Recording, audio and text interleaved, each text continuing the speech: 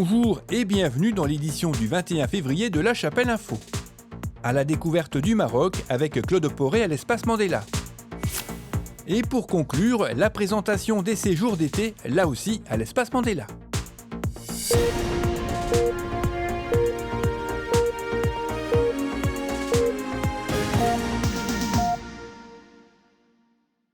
Dans le cadre du programme des ciné-conférences, l'Espace Mandela a accueilli Claude Poré mercredi 12 février. Le réalisateur et conférencier est venu présenter son film sur le Maroc, un pays qui possède des particularités uniques. Il s'ouvre à la fois sur les rivages de la Méditerranée et ceux de l'Atlantique, véritable trait d'union entre l'Afrique et l'Europe. Des splendeurs de ses palais jusqu'au bouillonnement des souks, en passant par le faste des médersas, le pays tout entier vibre de couleurs chatoyantes et de multiples parfums d'épices. Tout m'a plu au Maroc. C'est la convivialité, la chaleur des habitants, même s'il y a des différences entre le sud et le nord, mais vraiment le Maroc m'a plu. C'est le sens de l'hospitalité. Voilà. Ils sont des gens chaleureux, vraiment. Après, il y a d'autres choses qui m'ont plu, bien sûr. Comme j'en ai parlé dans le film, je parlais de tout ce qui me plaît, en fait. L'artisanat, et de qualité, et puis divers, surtout, variés, quoi. Et puis, certains paysages également sont intéressants. Dans le film, tout n'est pas montré. Il y a vraiment des choses à voir et à vivre là-bas. Certains couchers de soleil à certains endroits, c'est mythique. Voilà. Comme par exemple Tafraout, la ville de Tafraout, je ne la montre pas dans le film, mais c'est formidable le soir, parce que au coucher de soleil, la roche devient violette. Et à un endroit précis, on aperçoit un lion une tête de lion énorme. C'est la montagne qui fait une tête de lion, par exemple.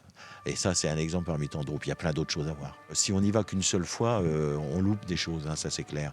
Mais sinon, Casablanca, moi je dirais que c'est pas la peine. C'est vraiment pas la peine. Rabat, c'est une ville intéressante, mais les villes, moi, personnellement, qui me plaisent le mieux, Fès, qui est une ville très intéressante, et elle est formidable, et d'une richesse incroyable, que ce soit au niveau de l'architecture, des souks, de l'artisanat, et c'est une ville ancienne. Et puis Marrakech, bien évidemment.